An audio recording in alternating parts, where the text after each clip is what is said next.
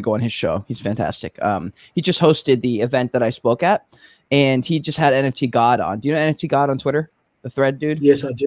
So he just had him on the show. It was a great episode, and he asked him what he thought about like ENSs and stuff like that from like a business side. He's like, where do you see that like fitting in the ecosystem?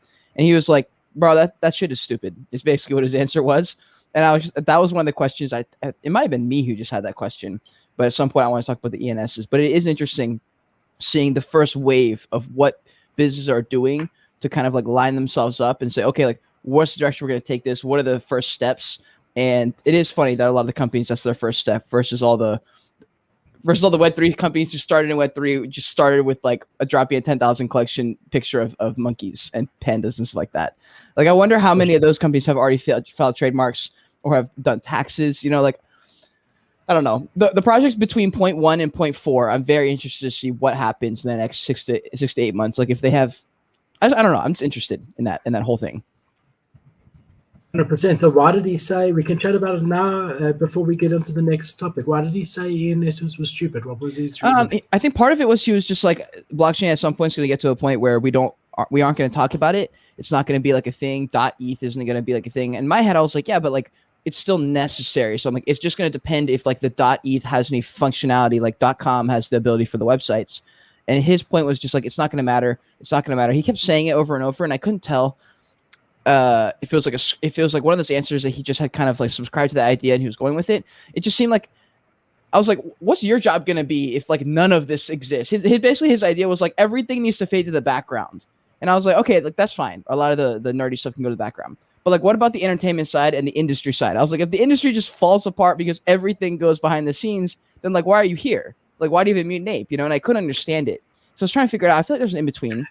Some ENS is he saying ENS itself, or is he saying any unique Ethereum address? The whole concept. He just thinks it doesn't matter. So bubble is going to burst. Is what I think that was his exact words. It was going to burst.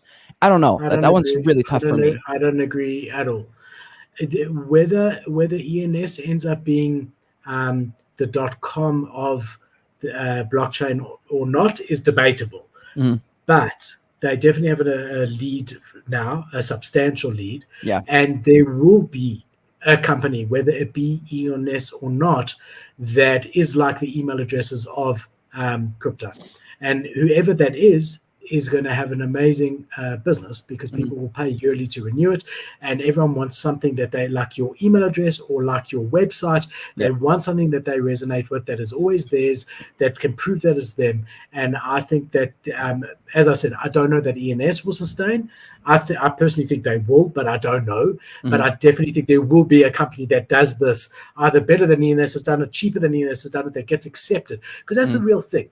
The real thing is, what does the community accept as it being the standard, right? And for now, it is ENS.